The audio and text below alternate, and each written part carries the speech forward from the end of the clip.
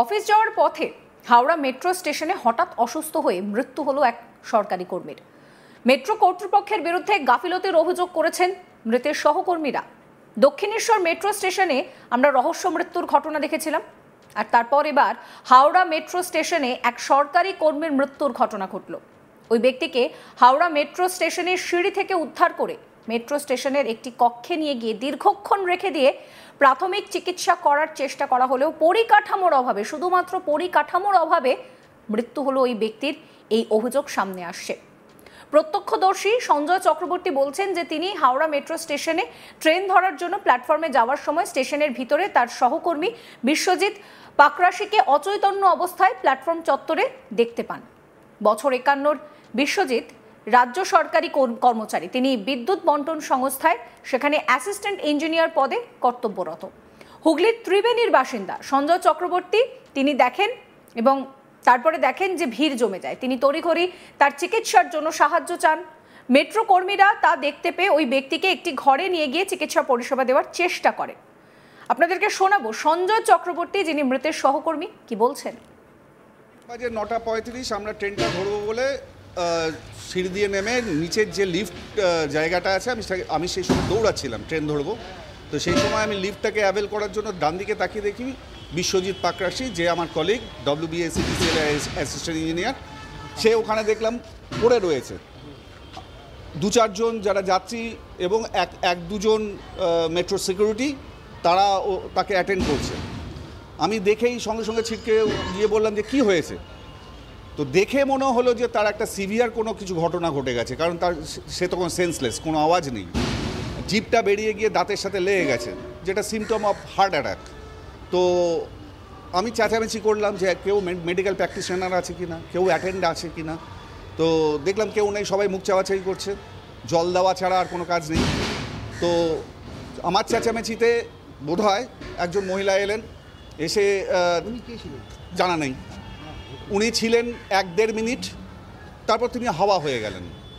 আমি আবার চেঁচামেচি করলাম, আমার সাথে সহযাত্রী যারা ছিলেন তারাও চেঁচামেচি করছেন, কারণ তিনি তখন সেন্সলেস। CPR দেওয়ার কথা, তার সেই রকম কোনো ব্যবস্থা নেই। ধরুন হাজার হাজার লক্ষ লক্ষ লোক ওই সময় যাতায়াত করছে, প্রত্যেকেই এরকম ঘটনার সম্মুখীন হতে পারে। তার যে এমার্জেন্সিটা থাকা দরকার, যে ব্যবস্থাগুলো থাকা দরকার, মেট্রোর কিছুই নেই। আমার চেঁচামেচিতে একটা স্ট্রেচার এলো, স্ট্রেচারে করে একটা ঘরে নিয়ে যাওয়া হলো। আমি বলেছিলাম অক্সিজেন দেওয়ার জন্য, গিয়ে দেখি একটা অক্সিজেন সিলিন্ডার আছে, মাস্ক নেই। সবাই মুখ চাওয়াচাই, কোথায় মাস্ক, কোথায় মাস্ক, সেটাও পড়ে রইলো। 15 মিনিট ওইখানে পড়ে রইলো ওই ঘরটার মধ্যে। তারপরে আমি আবার চেঁচামেচি করলাম যে এইখানে পড়ে থাকলে সে তো মৃত হয়ে যাবে, যদি বা কোনো স্কোপ থাকে বাঁচানোর, সেই স্কোপটা পাওয়া যাবে না। আমি বললাম অ্যাম্বুলেন্স নিয়ে আসুন। কতটা মর্মান্তিক ঘটনা হতে পারে আপনারা কল্পনা করতে পারবেন না। লক্ষ লক্ষ লোক যাচ্ছে, অ্যাম্বুলেন্স নেই। ওই সিকিউরিটি গার্ডরা একটা গাড়ি ভাড়া করে নিয়ে এলো, সেই গাড়িতে করে আমরা হসপিটালে নিয়ে এলাম।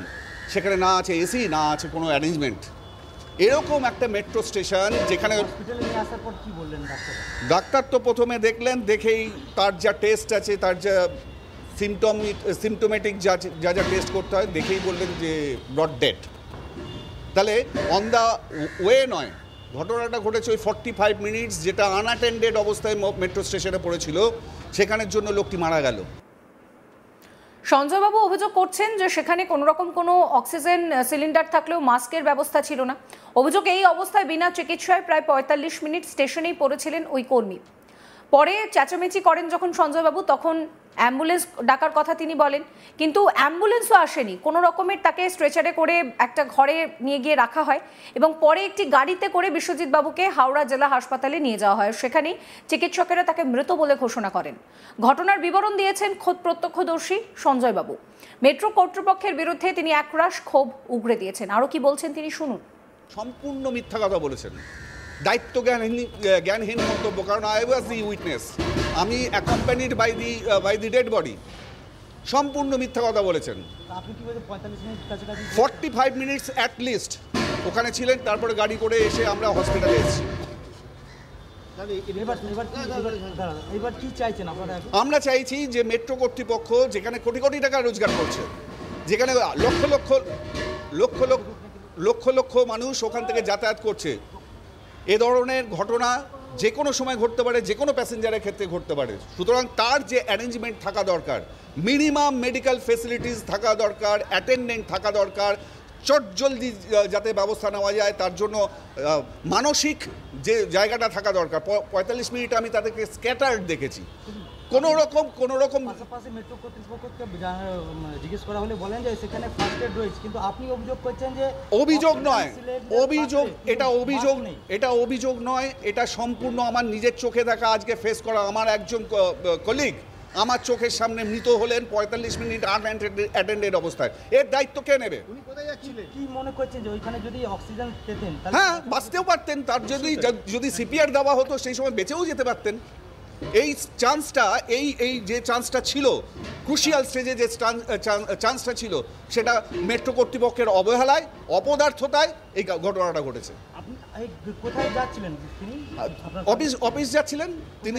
তিনি হচ্ছেন ত্রিবেণী থেকে মেট্রো ধরেন, মানে ত্রিবেণী থেকে হাওড়া নামেন, হাওড়া থেকে এসে মেট্রো ধরেন, মেট্রো এসে করুণাময়ী, ওনার অফিস হচ্ছে বিদ্যুৎ ভবন। উনি ত্রিবেণীর বাসিন্দা। ওনার বিশ্বজিৎ পাকরাশি। উনি assistant engineer, WBSEDCL EMD cell, আমাদের যে WBSEDCL বিদ্যুৎ ভবনে EMD সেল আছে সেই সেলে কর্মরত। বিশ্বজিৎ পাকরাশির মৃত্যুতে খুব স্বাভাবিকভাবেই শোকাহত সহকর্মীরা। মেট্রো পরিষেবা নিয়ে তারা ক্ষোভ উগরে দিচ্ছেন। মৃতের সহকর্মী তাপস পুরকাইত কি বলছেন শোনাবো। আমি ওনার কলিগ, আমি দীর্ঘদিনে ওনার সঙ্গে আজকে আমি মেট্রো অ্যাভেল করিনি, আমি কিন্তু মেট্রোতেই যাতায়াত করি, ওনার সঙ্গে যাতায়াত করতাম। কিন্তু মানে এরকম যদি মেট্রোর পরিস্থিতি হয় তাহলে এই মেট্রো করে আমাদের লাভটা কী হলো? হাওড়া স্টেশন থেকে করুণাময়ী আমি ডাইরেক্ট মেট্রোতে আসতে পারছি, কিন্তু মেট্রোতে এসে যদি কারোর জীবনহানি হয়ে যায়, এর দায়িত্বটা কে নেবে? এটা হ্যাঁ, সাধারণ একটা স্ট্রোক হলে বা কিছু হলে কোনো ফার্স্ট এডের ব্যবস্থাই নেই। যদি কারোর কেটেও যায়, ফার্স্ট এডের কোনো ব্যবস্থা নেই। কিন্তু আমার তো ওনার দুটো বাচ্চা মেয়ে আছে, তারা যখন বড় হবে তারা তো জিজ্ঞাসা করবে যে বাবাকে মেট্রো কতটা সুযোগ সুবিধা দিয়েছে। এদিকে মেট্রোর বিরুদ্ধে ওঠা এই উদাসীনতার অভিযোগকে কিন্তু অস্বীকার করছে মেট্রো কর্তৃপক্ষ।